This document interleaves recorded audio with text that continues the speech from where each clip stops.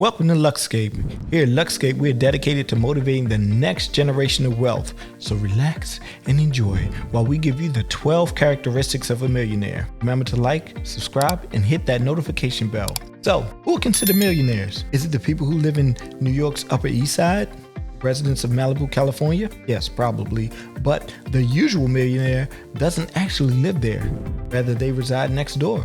What can we learn from these individuals in order to one day be able to call ourselves millionaire? First and foremost, it's rarely luck or inheritance that determines whether or not you become a millionaire. Dedication to work, lifestyle choices, planning, and self-discipline are all factors.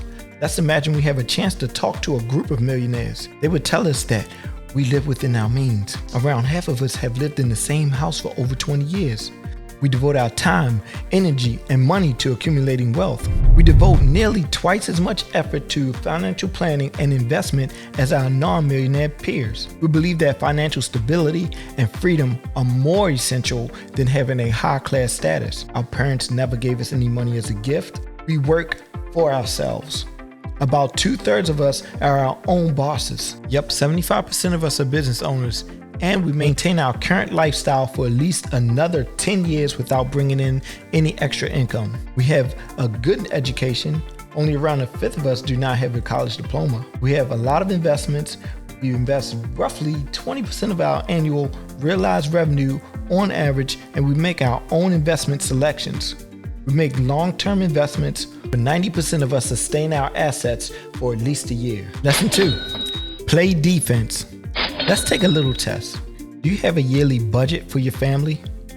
Do you know how much money your family spends on food, clothing, and other essentials each year? Do you have a set of daily, weekly, monthly, and lifetime objectives? Do you devote a significant amount of time to preparing for your financial future? Did you say yes to all of these questions? Millionaires are more likely than others to do so. Now you're probably thinking, wait a minute. Why would a millionaire require a budget? The answer is they become millionaires and retain their status in this manner. Have you ever noticed how many bodybuilders go to the gym on a daily basis? Aren't they the ones who seem like they don't need it? But that's why they're in good shape.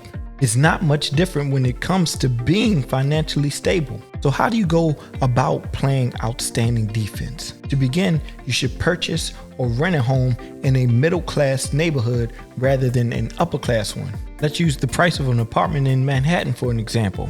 Despite the fact that it's stunning, it's presumed that you have a specific way of life that you want to live there. In the long run, this lifestyle may be more costly than the apartment. Choose a modest but safe neighborhood, and you'll find it easy to keep up with, if not outpace the Joneses, while still accumulating riches. Boom! Spend as little money as possible on consumables and wisely on items that will not diminish in value. Most millionaires, frankly speaking, do both. They have a solid defensive and offensive lineup. Only a small percentage of players, though, are very good, so good on offense that they can eat up their salary and keep it. If you're not one of those people, which is about 0.1% of the total populations, learn how to play defense. Lesson number 3, learn consumption's true cost. When you buy something, the price tag still does not accurately reflect what you spend. There are 2 reasons for this not being the case. First, the monetary value of the opportunity cost. The loss of potential gain from other options when one of them is chosen is known as opportunity cost. For example, assume you owned an iPhone 6 in 2017. Now, if you're like the majority of people, you probably upgrade your phone every 2 years or so. You've decided to buy the new iPhone X. Even if the price was initially difficult to swallow, really, you haven't taken into account the opportunity cost. If you buy the iPhone X, you will miss out on the option to invest your money in the stock market. For example, after 10 years, your new phone will cost $2,591 based on the 10% annual return. After 20 years, the value is $6,000. After 50 years, the value has risen to over $100,000. Do you really intend to get that new phone? Let's talk cigarettes. I know it's cliche, but it's an even more extreme example. At the very least, your iPhone X has no negative impact on your life expectancy. If you had invested your money in the tobacco business, Philip Morris, instead of consuming 3 packs of cigarettes every day from 1950 to 1996, you would have been a multi-millionaire by the end of that period. Not only money has an opportunity cost, also time. Time has an opportunity cost.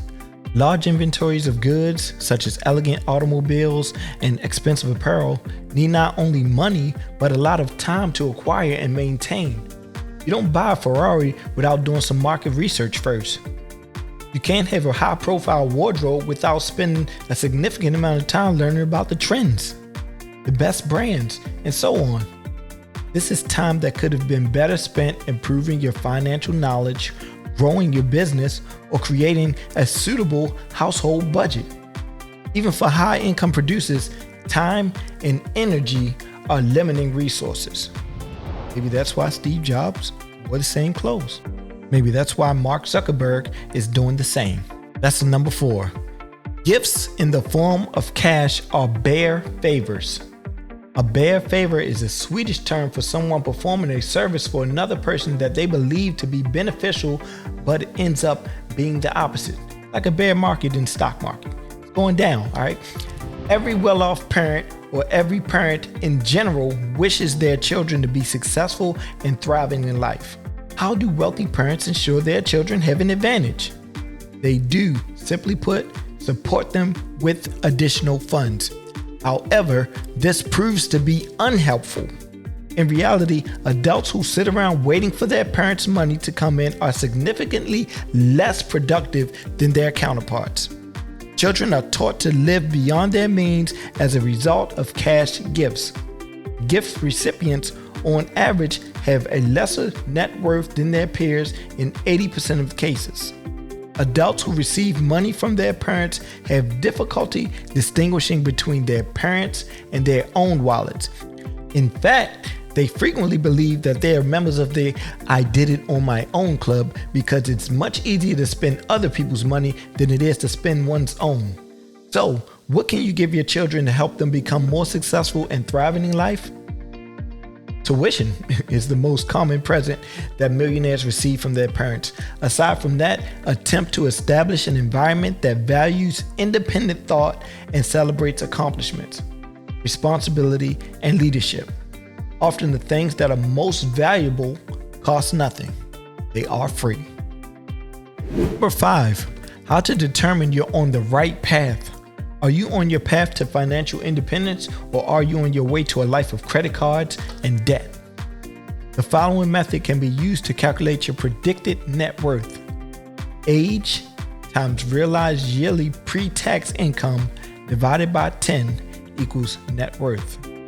According to the book, The Millionaire Next Door, the prodigious accumulators of wealth are above the ranks of the average accumulators of wealth. And to join that exclusive club, you must accumulate a fortune twice as large as the formula implies. But the story does not end there. Super prodigious accumulators of wealth are above this exclusive group. To join this club of spectacular elites, you must have a wealth that is 10 times greater than the formula given. That requires massive dedication. If you're only worth half of what the formula suggests you should be worth, you are classified as an under-accumulator of wealth. I have a message to the competitive person inside you. It's time for us to get you back on track. Let's summarize. Number 1, becoming a millionaire is the product of dedication to work, lifestyle choices, planning, and self-discipline, not luck or inheritance. Number 2, in order to gain riches, you must play excellent defense. Number 3, when estimating the true cost of a purchase, opportunity costs, both in terms of money and time, should be factored in. Number 4, gifts in the form of cash are counterproductive to accumulating money.